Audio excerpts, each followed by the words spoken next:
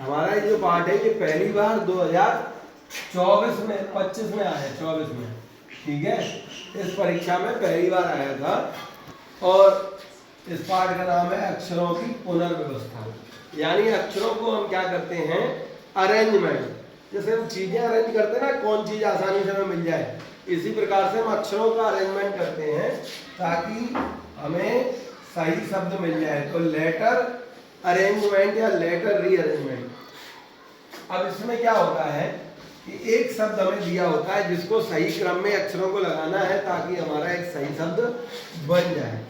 तो ये शब्द पुनर्व्यवस्था के प्रकार है। पहले आप देख लीजिए, जैसे हम आपको दें कि PPLAE, अब हम इसको सही क्रम में लगाएं ताकि सही शब्द आ जाए। तो APPLE एप्पल। अब ये शब्द पुनर्व्यवस्था के प्रकार, तो कितने प्रकार की होती है। सबसे पहली है सामान्य पुनर्व्यवस्था। सामान्य पुनर्व्यवस्था में क्या करते हैं, हम एक अक्षर दिया होता है, जैसे ये अक्षर दिया है, इसको सही क्रम में लगा लेते हैं, तो ये हमारी सामान्य पुनर्व्यवस्था है। इसके बाद दूसरा है अर्थ आधारित पुनर्व्यवस्था। 2024 में यही आए थे क्वेश्चन, अर्थ आधारित।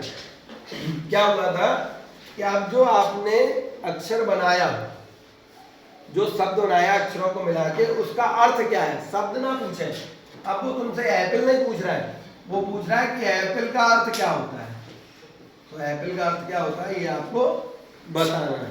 इसके बाद यहाँ जो अर्थ आधारित है, यहाँ पे दो प्रकार के प्रश्न हो सकते हैं। पहला हो सकता है कि पर्यायवाची, यानी जो शब्द का अर्थ है उसका पर्यायवाची दे रखा है और आपको उस पर टिक कराए। जैसे ये शब्द है तो इसमें वहां पर्यायवाची पूछ लिया तो रूप हो गया।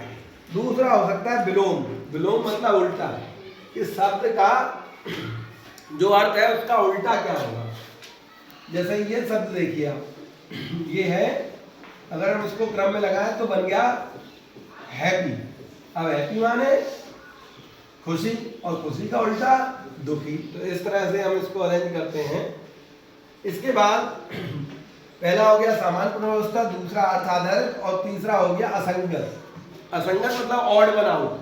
4 विकल्प दिए होंगे, उनमें से एक अलग होगा, उसको अलग करना है। जैसे अब हम इस शब्द को देखते हैं, तो पहला तो हो गया CAT, दूसरा हो गया DOG, तीसरा हो गया SORT, और चौथा हो गया BIRD। तो ये सजीव, ये सजीव, ये सजीव, ये निर्जीव, तो हमारा अलग क्या हो गया, शॉर्ट हो गया। इसी प्रकार से एनाग्राम है। एनाग्राम में भी क्या होता है कि हमारा जो शब्द है उसको एक अर्थ तो आप आसानी से निकाल लेंगे, उसमें कोई दूसरा अर्थ भी निकालना है। जैसे ये साइलेंट बन गया, ये बिल्कुल सामान्य पुनर्व्यवस्था की तरह ही होता है। अगला है क्रम आधारित। क्रम आधारित क्या है कि एक निश्चित क्रम में आपको जो शब्द दिए हैं उनको लगा लेना है। जैसे शैशवावस्था, फिर बचपन, किशोरावस्था, प्रौढ़ावस्था और वृद्धावस्था, इस तरह से करते हैं। अब हम आते हैं क्वेश्चनों पर, देख लेते हैं कि क्वेश्चन किस प्रकार से आएंगे। तो अभी यहाँ और थोड़े हैं। एक है प्रक्रिया आधारित। प्रक्रिया आधारित मतलब एक क्रम बना है, हमें उस पर काम करना है। जैसे पहले बीज बोते हैं, फिर सिंचाई होती है, फिर पौधे उगते हैं, फिर फसल लगती है, फिर कटाई होती है। ऐसे ही महत्व आता है कि पहले पढ़ाई करी, फिर परीक्षा दी, फिर परिणाम आया, फिर नौकरी लगी। अब हमें मुख्य बात क्या है कि कैसे इसकी तैयारी करनी है। पहला है अक्षरों को ध्यान से पढ़ें, उसके बाद उनको कागज पर या दिमाग में व्यवस्थित करने का प्रयास करें। जहाँ जब कठिनाई हो तो स्वर और व्यंजकों को अलग अलग कर लें और फिर उनको लगाने का प्रयास करें आपस में, तो एक सही शब्द बनेगा। अब जो पिछले साल क्वेश्चन पेपर में आए थे, ये पिछली साल पहली बार आया है, तो इसमें क्या है कि आपको ये शब्द देखना है कि पहले 5 क्वेश्चनों में क्या है कि जो शब्द है उसका आपको अर्थ बताना है। क्या बताना है?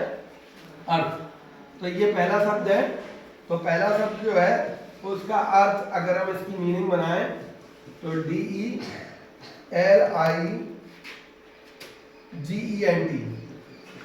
GENT, ये शब्द बना डिलीजेंट। तो डिलीजेंट का मतलब होता है मेहनती या परिश्रमी। तो ये हमारा विकल्प सही हो जाएगा। तो हमें इस तरह से इसके अर्थ बताने हैं। तो ये पहले 5 क्वेश्चन इस प्रकार के थे। यहाँ पे है अर्थ से लगभग विपरीत हो, यानी कि अब हमें अर्थ ना बता के उसका विपरीत अर्थ बताना है। कैसा अर्थ बताना है? विपरीत। तो जैसे हमारा ये 6वां क्वेश्चन है, अगर हम इसको रीअरेंज करें तो हमारा बनेगा PAUCITY। अब इसका अर्थ क्या होता है? इसका अर्थ होता है कमी। क्या होता है? कमी। और कमी का अगर हम करें उल्टा तो क्या होगा? वृद्धि या अधिशेष। तो इस तरह से हम इनको करते हैं। आप इनकी भी तैयारी जरूर कर लें।